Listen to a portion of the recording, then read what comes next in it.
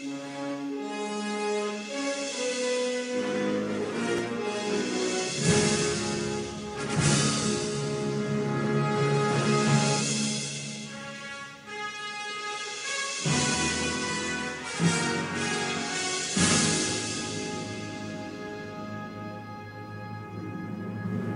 tout le monde.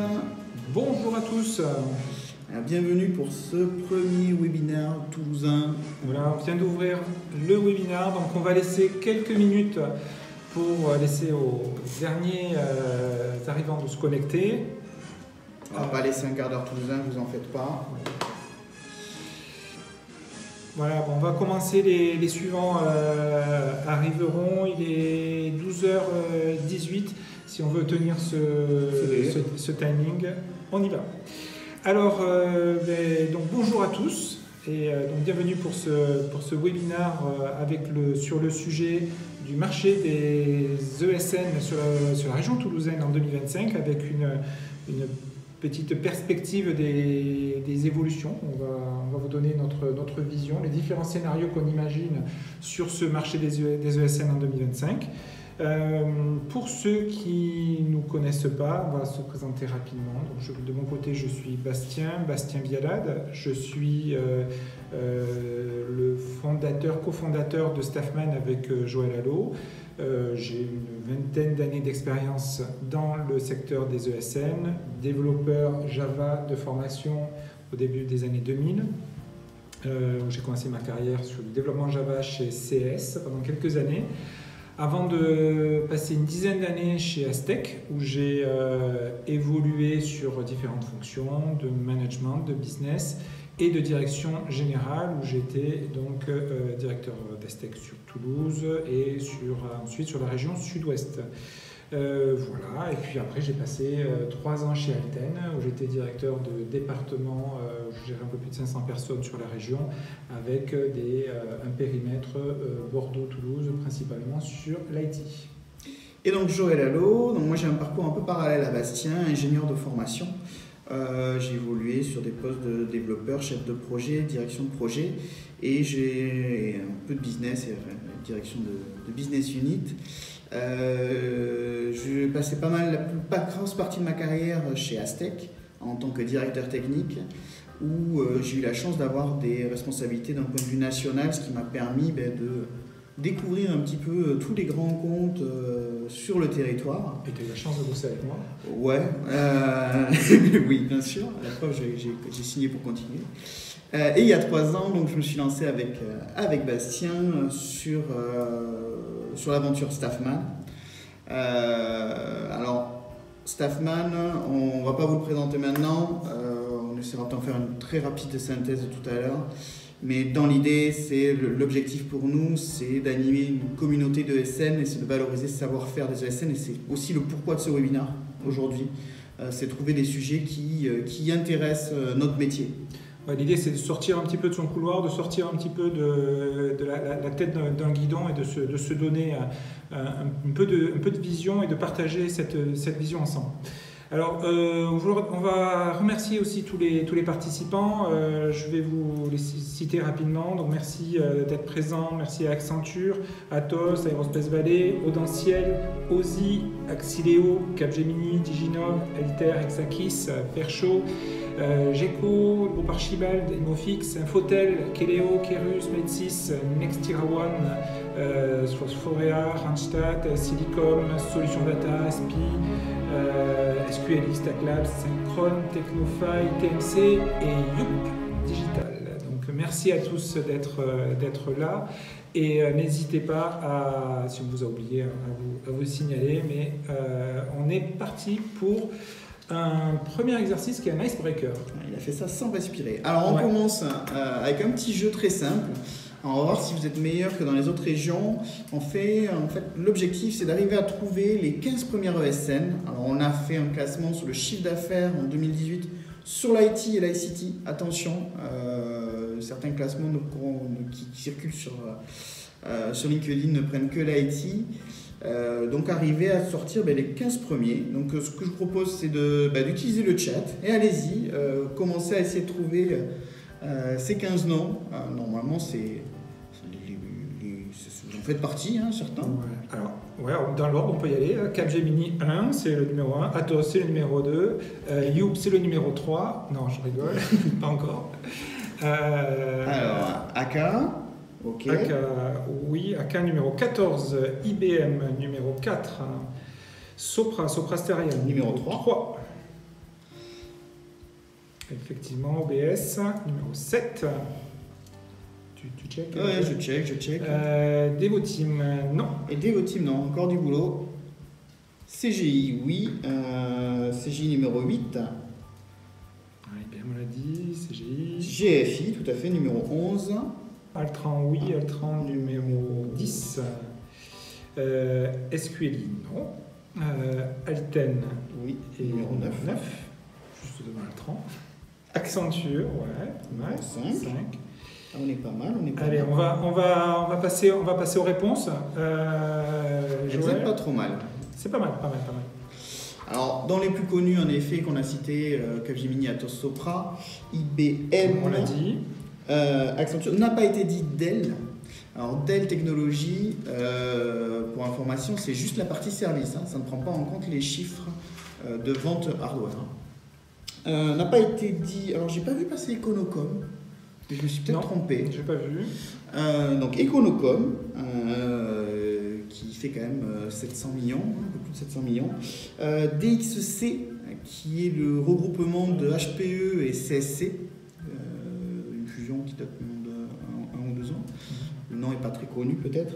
HP qui avait séparé ses activités matérielles de son activité service. Activité matérielle qui est en train de se faire acheter d'ailleurs par Xerox. C'est la news, news d'aujourd'hui pour quelques milliards d'euros. Ouais.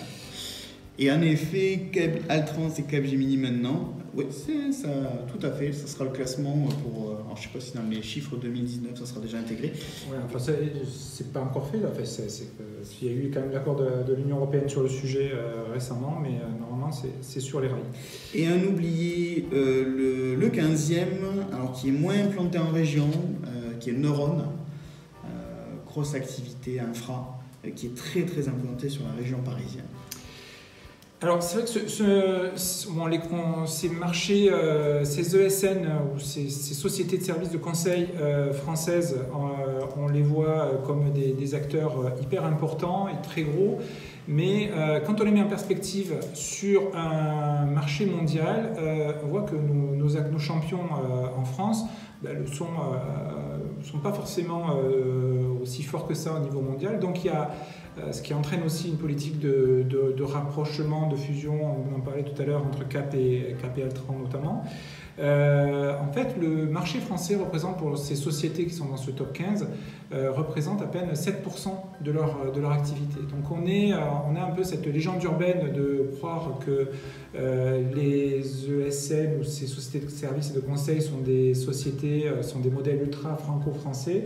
Et en fait, c'est un marché depuis une dizaine d'années qui s'est largement internationalisé, d'abord en Europe, dans le monde entier aussi, et avec des acteurs qui viennent d'autres pays qui sont arrivés forts sur ce marché-là.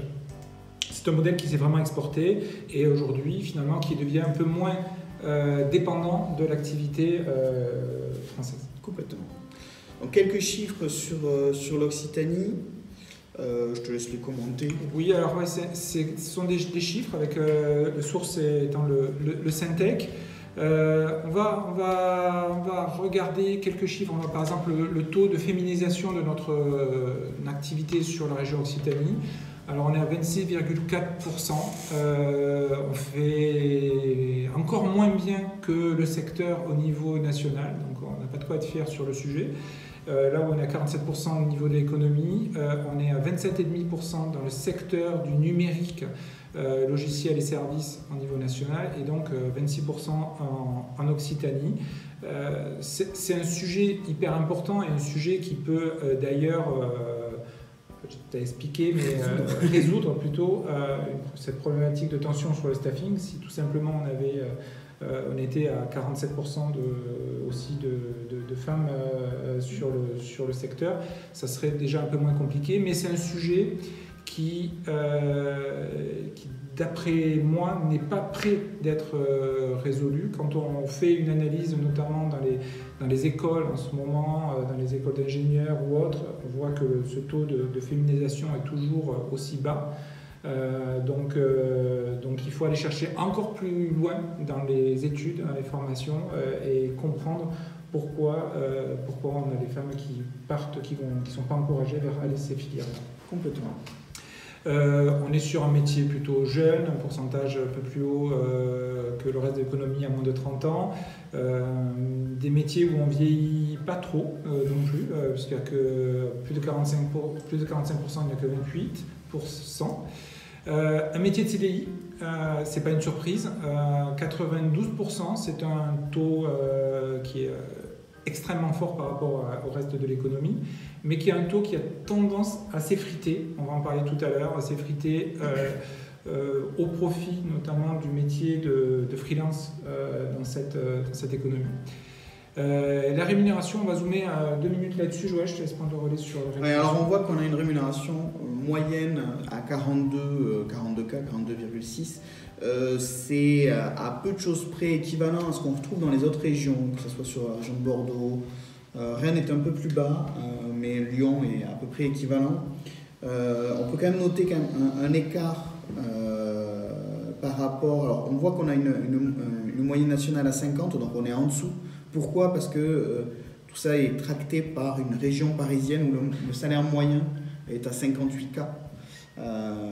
Donc avec vraiment une volonté d'attirer les talents. Alors c'est à mettre en balance, attention, si vous croyez qu'on arrive à un plafond, c'est pas forcément le cas. Il faut mettre ça un petit peu en relief avec des salaires qu'on va avoir pas très loin de chez nous. Vous prenez le shuttle, vous allez à Londres, le salaire il est à 75K.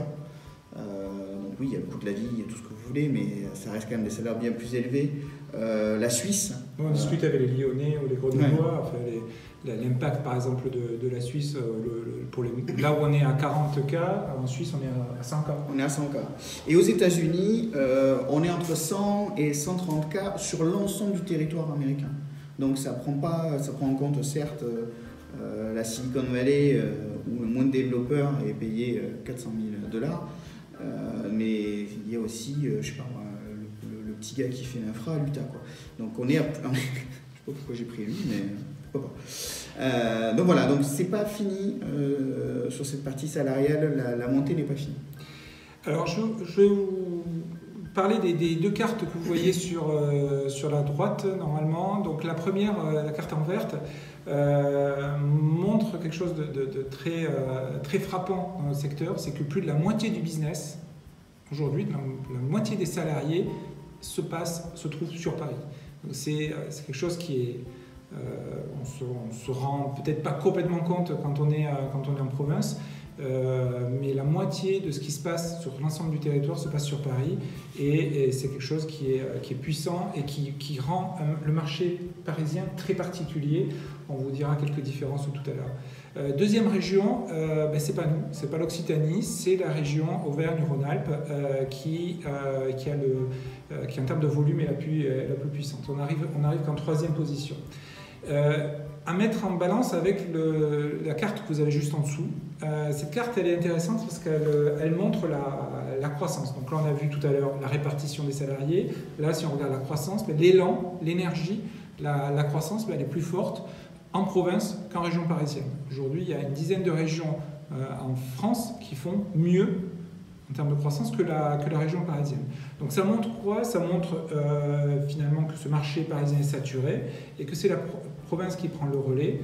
Alors là aussi, j'étais un peu surpris en voyant ces chiffres. Je pensais que l'Occitanie a été vraiment était parmi les meilleurs acteurs. On n'est pas trop mal, mais la façade atlantique a pris un gros élan ces dernières années et continue encore pour plein de raisons. Est-ce qu'il y a un effet TGV ? Il y a un effet TGV. Quand on est à Rennes, quand on est à Bordeaux, on voit clairement qu'il y a un effet TGV. On voit l'effet TGV à Toulouse, on va l'attendre encore longtemps. Voilà, donc il y a, voilà, c'est intéressant de se positionner par rapport au reste de la France sur ce marché-là. Et puis rapidement, à gauche, sur l'évolution de l'emploi salarié, un message assez simple qui n'est pas une surprise, c'est qu'on en est à notre 37e trimestre consécutif de croissance dans le secteur. Ça fait plus de 10 ans qu'on est en croissance, on a créé en net plus de 150 000 emplois et on est clairement un secteur qui surperforme le reste de l'économie et ce n'est pas une surprise non plus, on le savait. Alors on fait un petit zoom sur le marché toulousain.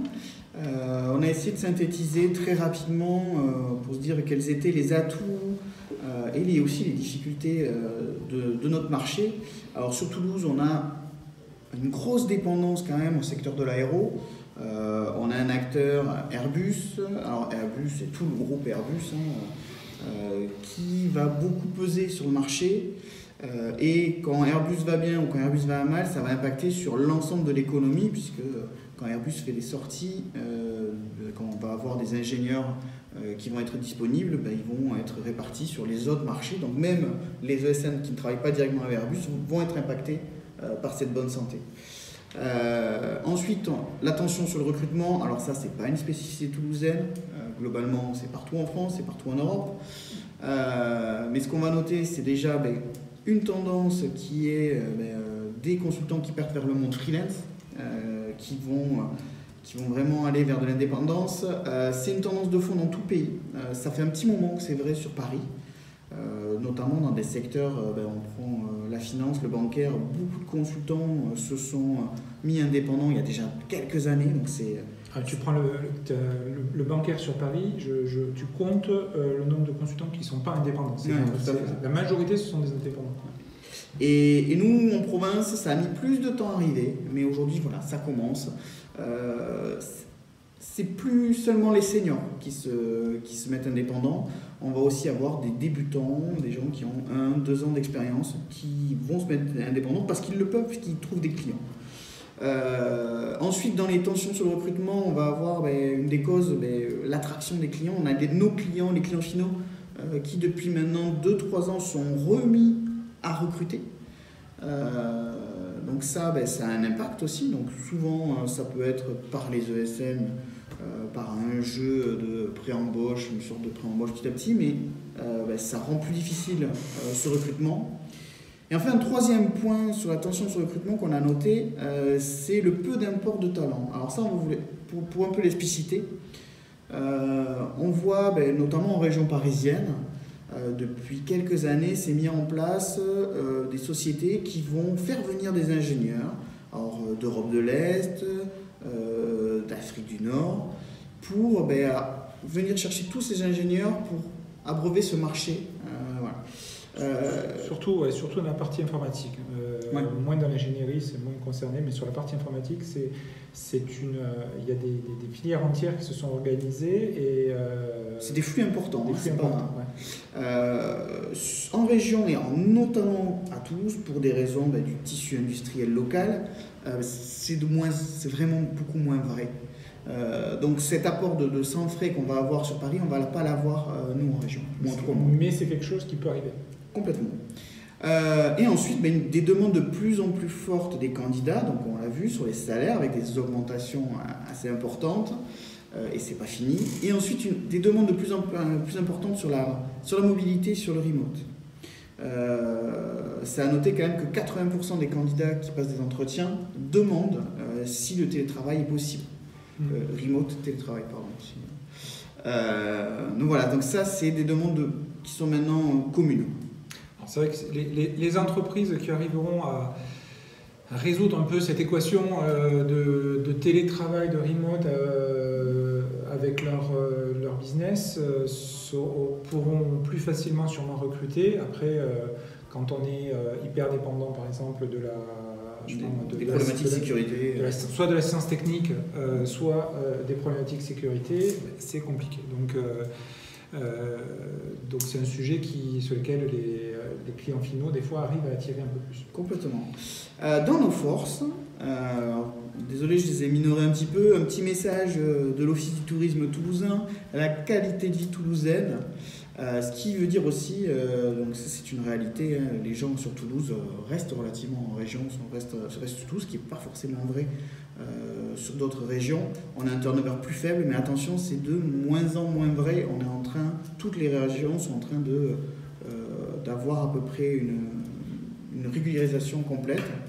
Tu dis ça parce qu'il pleut aujourd'hui. Ouais, peut-être. Ça t'a plombé le moral quand tu as fait les slides. C'est possible.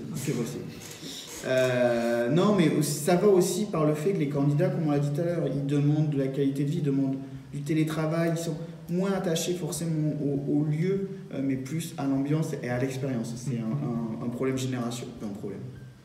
C'est plutôt quelque chose de générationnel. Non, mais clairement, on parlait de salaire, de flambée des salaires, etc. Aujourd'hui, on parlait le télétravail est plus important que le niveau de salaire. Complètement. En termes de critères de choix. Une des forces toulousaines, alors ça c'est un élément déterminant qu'on voit dans d'autres régions, qu'on voit très peu sur Toulouse, c'est peu de choses parisiennes. Aujourd'hui, quand vous avez des consultants bordelais, ils se font pas harceler, mais en tout cas, ils se font chasser par des recruteurs parisiens qui leur vendent du télétravail, qui leur vendent du TGV, et leur dire qu'ils vont venir sur Paris 2-3 jours par semaine, à un coup de TGV, et travailler le reste du temps chez eux. C'est très très vrai sur les régions de Rennes, alors là, vraiment d'autant plus. Donc là, en plus, ils avec des salaires parisiens, donc je rappelle, le salaire parisien, c'est 58K. Donc de suite, on est à une dizaine de cas de plus. Donc ça, on est protégé là-dessus. Donc c'est un point intéressant. Alors pour vous parler d'avenir, donc là on a fait le constat sur la région, on va parler d'avenir sur les enjeux et les risques que l'on identifie sur les prochaines années au niveau des ESN. Et à partir de là, on va construire les différents scénarios qui ont l'air de se profiler. Voilà. Et dans les enjeux sont les enjeux de nos clients. Alors on va vous lancer un petit sondage juste à côté du chat. Vous allez pouvoir répondre pour voir vous, sur vos business, sur vos périmètres, quelles sont les innovations qui vont soutenir votre croissance. Donc le graphe là qu'on vous présente est assez intéressant. Il présente un peu les grands travaux qu'il y a eu et qu'il va y avoir sur différentes années. Donc globalement, pendant pas mal d'années, on a travaillé tous sur des portails web, sur des applis, sur des réseaux sociaux. C'est des choses qui ont porté l'économie pendant pas mal d'années. Plein de boîtes qui se sont créées autour de ça. Complètement, et certains qui sont spécialisés aussi par métier. Là aujourd'hui, on travaille énormément sur le cloud, sur le big data et sur la virtualisation. Et maintenant, qu'est-ce qui arrive devant nous? On a beaucoup de sujets de cybersécurité, d'IoT, d'objets connectés, la blockchain. Donc voilà, dites-nous sur le sondage, vous, qu'est-ce que vous voyez arriver, participer, ça peut être toujours intéressant. On voit que selon les régions, ce n'est pas forcément les mêmes sujets qui ressortent. Alors, toutes ces technologies que vous voyez sûrement sur ce schéma n'ont pas toutes le même degré de maturité. Tu parlais tout à l'heure de blockchain, par exemple, Joël. Ouais, c'est un sujet hyper important, hyper stratégique sur lequel il pourrait y avoir sûrement beaucoup de business. Mais aujourd'hui, il y a encore du chemin à faire, à la fois sur la technologie, à la fois sur l'intégration de ces technologies dans l'industrie.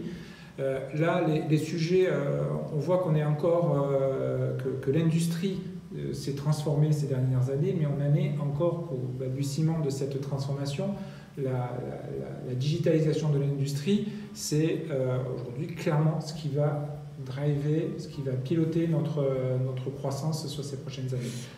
Ce qu'il faut retenir, c'est qu'on est donc à 4,3% de croissance par an depuis maintenant quelques années.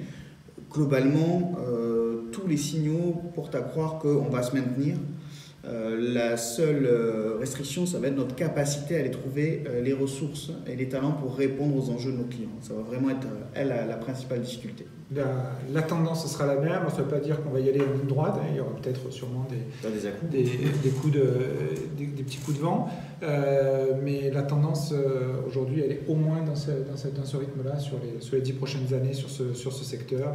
Donc ceux qui sauront se positionner sur ces bons secteurs aussi sur ces bons technos avec les bons clients, c'est eux qui rafleront un maximum de business. Alors qu'est-ce qui ressort sur Toulouse? La cybersec qui ressort et le cloud, sujet d'aujourd'hui et sujet si on parle du cloud 30 secondes, on aurait parlé il y a quoi, il y a 10 ans, 12 ans, du cloud que beaucoup d'entreprises auraient abandonné d'avoir leur propre serveur directement. On aurait rigolé que les entreprises mettent leur data chez Amazon. Oui, mais même plus loin que ça, si on prend... allez, il y a 5 ans, à la limite, on commençait à se dire « Ok, ça va se virtualiser, ok, on va mettre en cloud ».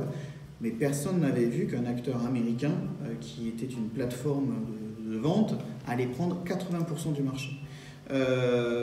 C'est quelque chose sur lequel il faut réfléchir, parce que ça veut dire qu'on n'a pas forcément la capacité de voir ce qui va arriver. Alors, même si on part plus maintenant pour des raisons de sécurité vers des architectures hybrides. Tout à fait. Au niveau du cloud, c'est un autre sujet. C'est un autre débat. Alors, pour se projeter, on a vu le travail qui nous attend, donc il nous reste du boulot à faire, mais aussi les risques. Alors, au départ, quand on avait fait ce slide, on avait écrit en gros recrutement et fidélisation. C'est clairement le plus gros risque et la plus grosse difficulté aujourd'hui. C'est plus un risque d'ailleurs, c'est un problème. Il manque chaque année en France 10 000 ingénieurs, ça se cumule depuis 10 ans. C'est pas du tout un phénomène franco-français, il ne faut pas se flageller. C'est même pas un problème européen, c'est un problème mondial. En Inde, dans les cellules offshore, ils cherchent des ingénieurs, il y a du turnover parce qu'ils se chassent entre eux. C'est une problématique complètement mondiale. Ce qui donne une perspective mondiale à Staffman. Tout à fait, tu as bien compris. Après, deuxième risque qui est valable depuis longtemps, mais qui continue encore à se renforcer, c'est l'accès de plus en plus difficile au marché, aux rencontres. C'est vrai qu'on s'aperçoit que il y a beaucoup de SN qui existent et la difficulté à travailler en premier niveau n'a jamais été aussi forte. Alors on a je le pondère. On a quand même le top des grands groupes qui ont toujours des politiques achats très fortes. Si on est sur Toulouse, on prend l'exemple d'Airbus. Aujourd'hui, pour travailler en direct avec Airbus, il faut arriver à avoir une taille critique. Si on n'est pas capable d'avoir un positionnement transnational, d'avoir un positionnement large en termes de technologie, c'est compliqué d'exister si on n'a pas non plus un chiffre d'affaires minimum. Donc on voit que c'est compliqué. Et on voit que ça se réduit encore un peu plus d'ailleurs. On en parlera tout à l'heure dans les raisons d'acquisition. Après la commoditisation, je te laisse en parler. Tiens, premier coup, il a réussi à le dire. Ça y est, il a fallu une dizaine de webinaires. Ouais. Donc la commoditisation, qu'est-ce qu'on entend par là? C'est la banalisation, c'est la perte de valeur. En fait, on a une multiplication, vous l'avez vu, on n'a peut-être pas commenté le chiffre, mais sur le nombre de SN en France, je crois de plus de 10 ETP, on est à 6 000 de tête, plus de 6 000 entreprises. Donc beaucoup de monde qui voit, beaucoup de SN qui se créent et qui vont faire ce qu'on appelle du body shopping, c'est-à-dire qu'ils vont pousser du CV. Donc on va avoir une perte de valeur. Et là, qu'est-ce qui se passe? C'est qu'il y a une priorité. Alors au prix le plus bas, pas forcément. C'est surtout une priorité au premier répondant. C'est à la réactivité. On est en tellement que le premier ingénieur qui va bien sur le poste, il démarre. Donc là-dedans, dans tout ce flot, comment arriver à sortir du lot et sortir du risque d'indifférenciation dans tout ce mouvement. Dans les autres risques, les nouvelles formes de travail. Alors, on en a parlé, l'indépendance, le freelance, le remote. Alors le remote, on en a parlé sur les avantages différenciants, mais aussi ce qu'on voit arriver, c'est qu'on a des entreprises étrangères qui vont chasser en France, puisqu'on a vu nos salaires sont un peu plus bas, on a quand même des ingénieurs de qualité, et ils vont leur proposer du full remote pour travailler pour eux. Donc, on vous a mis un petit screenshot de ce que fait par exemple une société qui s'appelle Zapier, qui est une start-up américaine, alors basée en fait nulle part, puisqu'ils sont en full remote. Toute leur équipe sont répartis dans le monde entier. Donc on va en avoir aux États-Unis, en Europe, en Asie, voilà, un peu partout. Ils leur proposent de travailler en fait avec les meilleurs, donc ça fait vraiment une proposition de valeur très valorisante pour les ingénieurs. Donc c'est peut-être encore anecdotique. Moi perso dans mes équipes, j'en connais 4-5 sur la région toulousaine qui sont recrutés par, on voit passer des Elasticsearch, des GitHub. Donc voilà, ça peut devenir important. Donc alors, tu te mets indépendant quelque part ou c'est ce mode indépendant ou pas? Je sais pas. Alors ça dépend. Il y a tous les modèles en fait. Il y a tous les modèles. Ils se mettent en indépendant. Il y a ils font aussi des contrats. Il y en a qui ont des comment on appelle ça, des franchises, non, des antennes donc ils font des contrats en droit français. Donc il y a vraiment un peu de tout. Il y a des indépendants aussi. Ils sont mais ils prennent pas les plus mauvais en général. Ils prennent les meilleurs. Ils se réfléchissent pas. Ils sont assez bons pour les capter. Ils sont très bons pour les identifier. Ils prennent les gens qui font un peu parler d'eux, tout simplement. En parallèle, pendant qu'on discute, qu'on présente ça, je vous ai mis en ligne le sondage sur, pour vous, le principal risque que vous identifiez. Donc n'hésitez pas à répondre dans l'onglet sondage sur la présentation pour me donner votre vision. Pour vous, qu'est-ce qui fera que votre croissance sera freinée dans les prochaines années? Voilà. Et ensuite, dans les autres risques, les nouveaux acteurs du digital, les différentes plateformes économiques collaboratives, on va l'aborder un peu plus par la suite et vous le détailler. Alors, maintenant qu'on a abordé ces différents risques, donc on a le marché, ce qui nous attend comme boulot, les risques, on a essayé de se projeter dans 3 différents scénarios. Un premier, donc la plateformisation, un deuxième, la consolidation, un troisième, l'organisation apprenante, et la quatrième, la réponse D. Toujours une réponse D. On va se lancer dans ces scénarios. Alors bien sûr, vous vous en doutez, on vous demandera après quel scénario vous allez pencher. Premier scénario, la plateformisation. Alors, on voit, nous Staffman, on fait un screen en permanence de toutes les plateformes qui peuvent exister. Pour vous donner un ordre d'idée, on en a identifié pratiquement une centaine. Juste sur le marché français, on n'a pas screené toutes les plateformes dans le monde. Donc on va essayer de vous dire un petit peu ce que c'est cette plateformisation. Donc, on va identifier plusieurs modèles de plateformes. Alors déjà, je vais commencer par celle-là. Les plateformes, en fait, derrière, on a des ESN qui vont croire dans ce modèle de plateformisation. Donc c'est-à-dire de couper les intermédiaires, de disturber un petit peu ce marché. Donc on va avoir par exemple des Keycloaks, où derrière c'est du AK, des XXE, où derrière c'est une ESN qui s'appelle Inops, qui n'est pas petite. Donc ils vont mettre quelques billes là-dedans, ils vont miser en se disant c'est le futur. On va enlever tout le RH, tout le management, on va miser sur l'indépendance des consultants et on va mettre là-dessus. Ensuite on a d'autres plateformes qui elles vont être carrément dans l'ESN bashing. Donc là je vous ai mis une petite communication de Malte, désolé c'est eux, mais les autres aussi le font. On n'a rien contre eux, qui eux vont avoir une communication très très agressive, puisqu'ils vont cibler les ingénieurs en leur disant écoutez, on est référencé chez vos clients, donnez-nous vos clients, mettez-vous en indépendant et gagnez plus d'argent. Donc ça, ils ciblent vos salariés, ils les contactent directement et leur disent est-ce que c'est vraiment utile? Est-ce que vous avez vraiment besoin de votre manager en ESN? Venez chez nous, gagnez plus et dites-nous le nom de votre client et on y va et vous y gagnerez. Voilà, donc communication très agressive. Et ensuite, donc là, il y en a, je veux dire, là on a Malte, mais des comme ça, il y en a beaucoup d'autres. Sachant que c'est pas forcément des plateformes d'ailleurs, ça peut être même ce qu'on appelle des ESNI. C'est-à-dire des ESN innovantes. En fait, elles ont d'innovantes qu'elles n'ont pas de salariés, elles font juste appel à des freelances. Donc certaines ont fait les plateformes les plus grosses, donc le Hibou, Comet, mais des ESNI, on en voit se multiplier de plus en plus. Et ça, ce sont des concurrents aux acteurs standards du marché. Il faut les avoir en tête. Il faut savoir que ces sociétés-là, ce sont des concurrents de demain, ou d'aujourd'hui d'ailleurs.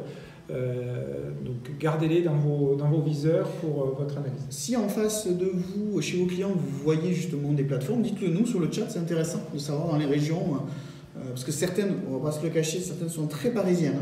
Le marché parisien étant le plus dense, ils ont commencé par là, c'est logique. Donc il y en a un peu moins en région, il y a un peu moins de concurrence sur les régions, mais si vous en voyez, dites-le nous, c'est intéressant. Juste pour information, je mets aussi un petit point sur les regroupements d'acteurs. Alors c'est un petit phénomène, mais que je trouve quand même intéressant. Ce sont des freelances qui vont se regrouper par métier. Donc vous allez avoir un graphiste, un développeur, un testeur qui vont proposer leur service à un client pour offrir des solutions globales. C'est assez intéressant, c'est tout petit, donc sur Toulouse on a la Collab par exemple, qui peut faire ça. Ok, et vous avez remarqué qu'on n'a pas du tout parlé des Staffman dans ces plateformes. Pourquoi ? Pas parce qu'on est modeste, c'est parce que finalement, nous, on ne se positionne pas, on n'a pas un positionnement sur de l'ESN bashing, comme disait Joël tout à l'heure, donc on est plutôt ESN friendly, on va dire qu'on est plutôt un outil de business pour les ESN. Donc pour ceux qui ne connaissent pas Staffman, en deux mots, on est donc une plateforme de staffing avec un objectif qui est trouver un ingénieur pour lundi, c'est notre baseline. Et comment on y arrive ? On y arrive en regroupant un seul endroit sur une plateforme l'ensemble des dispos, des profils qui sont dispos sur le marché, quelle que soit leur origine, leur profil, que ce soit des candidats, que ce soit des freelances, que ce soit de l'intercontrat de SM. Donc, on va retrouver un seul endroit ces ingénieurs dispo. On va retrouver aussi des besoins de clients, des besoins de SM sur lesquels vous allez aussi pouvoir vous positionner. Donc on est vraiment un outil de catalyseur, un outil de boost de business pour les ESN. Et ceux qui sont abonnés à Staffman savent comment ça fonctionne. Voilà, et si vous voulez en savoir plus, n'hésitez pas, vous allez sur staffman.fr. Vous aurez toutes les informations. Vous avez nos coordonnées. Voilà, faut pas hésiter, c'est avec grand plaisir. On continue sur les différents scénarios. Le scénario de consolidation, avec une photo un peu d'actualité. Ouais, la photo de l'été, la photo entre Capgemini et Altran. Alors effectivement, comme je vous disais tout à l'heure, on a vraiment... quand on regardait les grandes entreprises d'un point de vue mondial, on s'aperçoit qu'il y a encore des entreprises françaises qui n'ont pas toujours atteint encore leur niveau, leur taille critique. Donc la consolidation, c'est assez inévitable quand on veut pouvoir accompagner des grands groupes. Je parlais tout à l'heure l'exemple d'Airbus. Si je reste dans ce sujet-là, Airbus avait sur certains référencements 15 à 20 sociétés. Aujourd'hui, va réduire à 3-4 sociétés. Avant, il fallait avoir la capacité de faire des bundles de 50 personnes. Maintenant, il faut avoir la capacité de faire des bundles de 500-600 personnes, pas uniquement en France, mais partout dans le monde. Donc ces sujets-là, aujourd'hui, quand on est une ESN locale, même avec 200 ou 300 personnes, on est complètement hors course. Donc tous ces sujets majeurs dans l'industrie sont gérables uniquement avec des tailles critiques, d'où ces rapprochements qui ont déjà eu lieu dans le passé. Hein. Il y a eu des Soprasteria, il y a eu des OBS qui ont acheté BD récemment. Voilà. Et on s'aperçoit aussi que un des drivers de ces rapprochements, c'est aussi le lien de plus en plus fort qu'il y a entre le métier de l'ingénierie et le métier de l'IT. Et les entreprises qui seront capables d'avoir une approche globale sur ces métiers avec le rapprochement de l'ingénierie et de l'IT, ce sont celles qui pourront répondre de façon plus pertinente aux clients. Alors, sachant que parallèlement, oui, on a des agglomérations de gros, j'allais dire, pour répondre aux enjeux de nos clients, mais on a aussi beaucoup de petites qui se créent. On a quand même une émulation dans les petites scènes. Et aujourd'hui, tout se joue sur la faculté, à la capacité à recruter. Et aujourd'hui, c'est vrai que ces petites font preuve d'ingéniosité, font preuve d'innovation pour aller recruter ces talents et arrivent à séduire. Voilà, ça va d'ailleurs vers le troisième point. Alors, troisième point, organisation apprenante. Donc là, on cite nos sources, on fait fait un gros travail d'investigation. On prend Wikipédia qui a une très bonne définition. C'est du solide. C'est du solide. Qu'est-ce que c'est qu'une organisation apprenante? Pour faire simple, c'est une organisation qui est en phase avec son écosystème. Alors pour faire simple, qu'est-ce qu'on veut dire par là? Là où une ESN devait référencer, cataloguer, avoir une vision parfaite de ses compétences internes pour répondre à ses clients, ça c'est le métier, c'était le métier. Le métier de demain d'une organisation apprenante, c'est de référencer et d'avoir une vision parfaite des compétences de tout son écosystème. Donc c'est-à-dire par là des compétences de freelance avec aussi un bon niveau d'utilisation, c'est-à-dire on peut compter sur eux. Une bonne connaissance aussi des compétences des partenaires, donc avoir un réseau de partenaires sur lesquels s'appuyer. Pourquoi? Pour pouvoir justement avoir cette faculté de répondre à son client de façon globale. Donc on voit ces ESN, donc ESN étendus, qui vont créer de nouveaux rôles. Donc on parle par exemple de DRH, de direction des réseaux humains. On voit des gens, des postes qui se créent en charge de la gestion même des freelances, hein, un peu comme des managers, mais internes. Ouais, pour les fidéliser quelque part aussi.